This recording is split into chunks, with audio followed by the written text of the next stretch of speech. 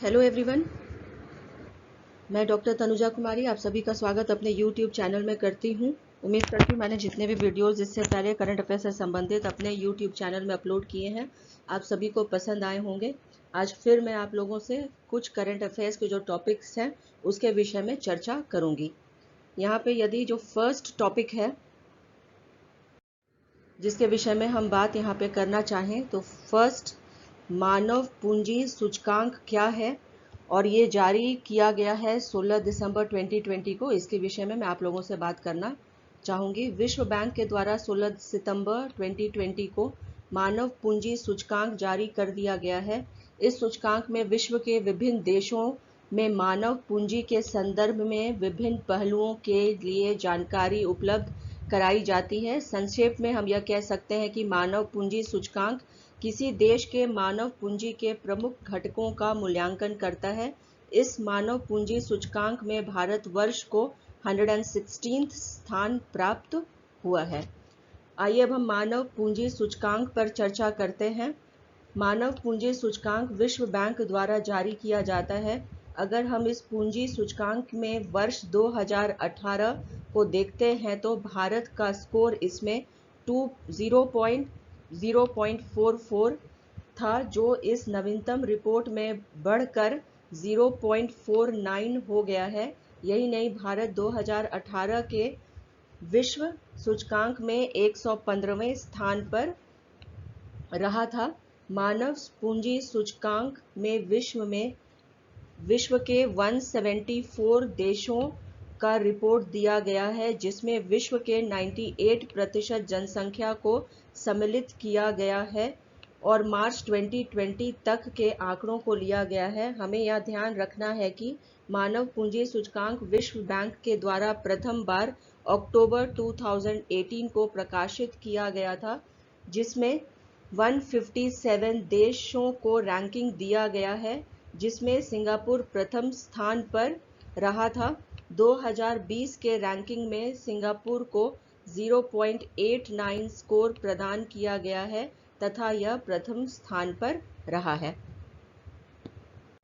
Next यहाँ पे बात करेंगे हम लोग कोसी रेल महासेतु के विषय में। भारत के प्रधानमंत्री नरेंद्र मोदी के द्वारा कोसी रेल महासेतु को राष्ट्र को समर्पित किया गया है, जिससे बिहार भारत के पूर्वोत्तर राज्यों में से जुड़ गया है। अब यहाँ पे यदि हम बात करते हैं कोसी रेल महासेतु की विषय में, तो कोसी रेल महासेतु सरायगढ़ और निर्मली के बीच कोसी नदी पर निर्मित किया गया है। यह रेल महासेतु, जिसका शिलान्यास अटल बिहारी वाजपेयी के द्वारा किया गया था, इस योजना के लिए 323.41 करोड़ रुपए स्वीकृत किए गए थे, जिसमें कुल खर्च 516 करोड़ रुपए हुए थे। सरायगढ़ से निर्मली जाने के लिए पूर्व में एक व्यक्ति को 298 किलोमीटर की दूरी तय करनी पड़ती थी, जो इस महासेतु के कारण 22 किलोमीटर रह गई है। अब यदि यहाँ पे हम कोसी नदी के विषय में बात करते हैं तो कोसी नदी को बिहार का शोक या अभिशाप के नाम से यह प्रसिद्ध है। यह नदी नेपाल में हिमालय से निकलती है तथा बिहार में भीमनगर के रास्ते से प्रवेश करती है। हिंदू प्राचीन ग्रंथों में इसे कौशिकी कहा गया है। कोसी नदी पर 1958 एवं 1962 में भारत और नेपाल सीमा पर बांध बनाया गया था, जिसमें कि 52 द्वार बनाए गए हैं। कोसी नदी की लंबाई 729 किलोमीटर है तथा यह तिब्बत, नेपाल, भारत से होकर गुजरती है। नेक्स्ट मैं आप लोगों से यहाँ पे चर्चा करूंगी जिबूती आचार संहिता के विषय में। भारत हिंद महासागर क्षेत्र में समुद्री सुरक्षा को ध्यान में रखते हुए जिबूती आचार संहिता के रूप में सम्मिलित किया गया है। अब भारत जिबूती आचार संहिता के सदस्य देशों के साथ हिंद महासागर क्षेत्र में समुद्री सुरक्षा में योगदान देगा। आइए अब हम चर्चा करते हैं कि जिबूती आचार संहिता है क्या।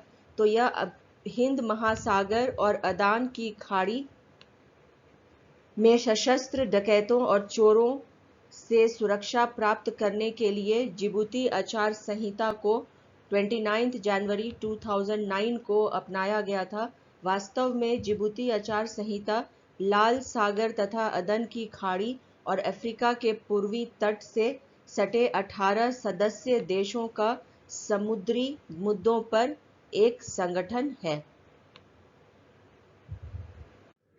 नेक्स्ट यहाँ पे मैं आप लोगों से बात करना चाहूँगी संयुक्त राष्ट्र महिला स्थिति आयोग के विषय में। भारतवर्ष को वैश्विक स्तर पर एक उल्लेखनीय सफलता प्राप्त हुई है जब वह वर्ष 2021 से 2025 तक के लिए संयुक्त राष्ट्र महिला स्थिति आयोग में एक नए सदस्य के रूप में शामिल हो गया है। आइए अब हम यहाँ पे इस विषय में चर्चा करते हैं कि भारत की यह उपलब्धि इसलिए भी बहुत अधिक है क्योंकि इसकी सदस्यता प्राप्त करने के लिए अफगानिस्तान और चीन दोनों ही प्रयासरत थे। भारत को इस चुनाव में 38 मत प्राप्त हुए हैं तथा अफगानिस्तान को 39 मत और चीन को 27 मत प्राप्त हुए हैं। यहाँ पे यदि हम बात करना चाहेंगे इस संस्था के विषय में तो मुख्य रूप से यह संस्था लैंगिक समानता और महिला सशक्तिकरण को बढ़ावा दे रही है। संयुक्त राष्ट्र के आर्थिक और सामाजिक परिषद के प्रस्ताव के अंतर्गत इसकी स्थापना 21 जून 1946 को हुई थी। संयुक्त राष्ट्र के 45 सदस्य देश इस आयोग के सदस्य हैं। नेक्स्ट मैं आप लोगों से बात करूंगी समीर कुमार खरे के विषय में।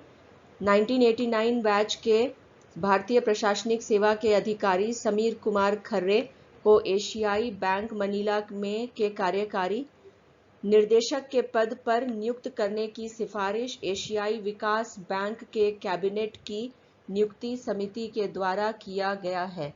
आइए अब हम एशियन विकास बैंक के विषय में कुछ चर्चा करते हैं। इसकी स्थापना 19 दिसंबर 1966 को आर्थिक विकास के उद्देश्य से किया गया था। इसका मुख्यालय मैंडालोंग फिलीपींस में है तथा इसके जो प्रेसिडेंट हैं वो मसत सुगु आसाकावा हैं तथा इसके प्रेसिडेंट जो हैं वो इन्होंने 17 जनवरी 2020 को 10वें प्रेसिडेंट के रूप में अपना पदभार इन्होंने ग्रहण किया है। अंतर्राष्ट्रीय स्तर पर 68 देश इसके सदस्य हैं जबकि इसकी स्थापना 1966 में हुई थी। उस समय इसके जो सदस्य रहे थे वो 31 देश रहे थे। भारत इसके सदस्य के तौर पे 1966 से ही इसका सदस्य रहा है और इसके संस्थापक सदस्य देश के रूप में भी विद्यमान रहा है।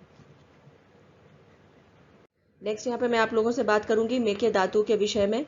कर्नाटक सरकार के द्वारा रामनगरा जिले में मेकेदातु के पास कावेरी नदी पर एक बांध बनाने के लिए भारत सरकार से स्वीकृति की मांग की गई है, जिससे तमिलनाडु के साथ कर्नाटक का विवाद उठ खड़ा हुआ है क्योंकि तमिलनाडु सरकार का यह कहना है कि इससे कावेरी नदी के जल का प्रवाह तमिलनाडु राज्य में प्रभावित हो जाएगा।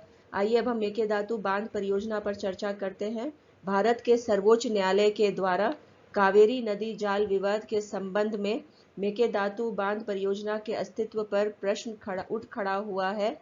सर्वोच्च न्यायालय के द्वारा यह कहा गया है कि मेकेदातु बांध परियोजना को एक जल संचय विकल्प के रूप में नहीं उपयोग में लाया जा रहा है। इस बांध परियोजना की अनुमानित जो लागत है वह 5912 करोड़ रुपए है तथा इससे 4900 हेक्टेयर वन भूमि जलमग्न हो जाएगी, ऐसी संभावना जताई जा रही है।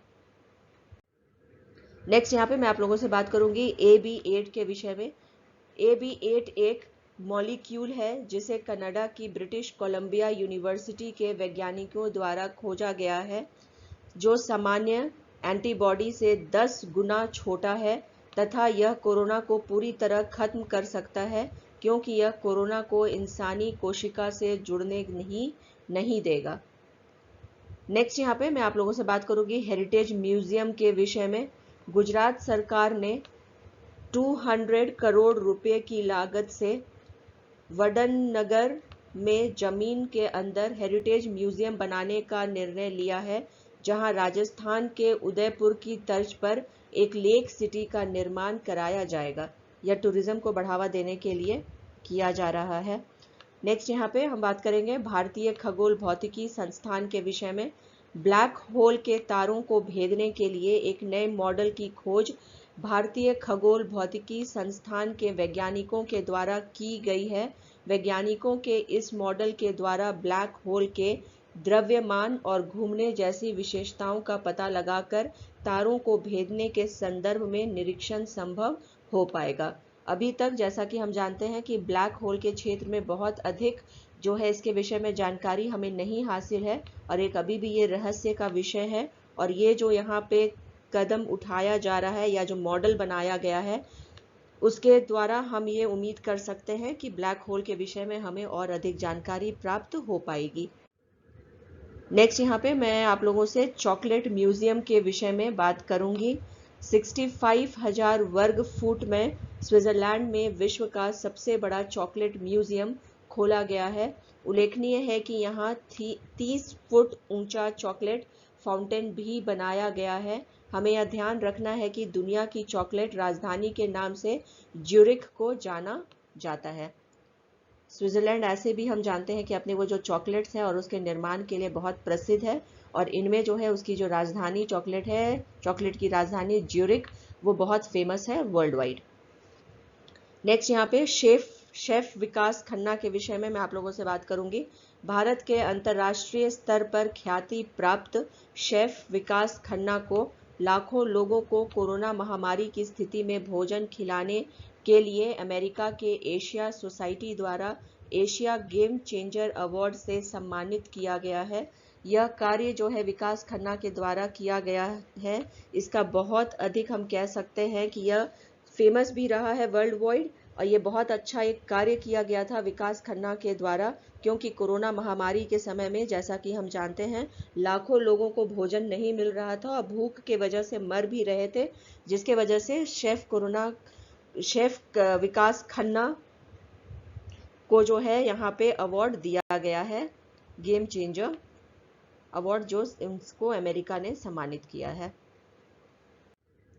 नेक्स्ट यहाँ पे हम लोग चर्चा करेंगे IMD स्मार्ट सिटी इंडेक्स 2020 के विषय में। IMD स्मार्ट सिटी इंडेक्स 2020 जारी कर दी गई है, जिसमें अंतर्राष्ट्रीय स्तर पर 102 शहरों को चयनित किया गया है। इस सूची के 10 स्मार्टेस्ट शहरों में सिंगापुर प्रथम स्थान पर है तथा ज्यूरिख दूसरे स्थान पर। भारत में हैदराबाद शहर को 85वां स्थान प्राप्त हुआ है, जो कि इसे 2019 में 67 स्थान प्राप्त था। दिल्ली को 86 स्थान प्राप्त है, जिसे 2019 में 68 स्थान प्राप्त हुआ था।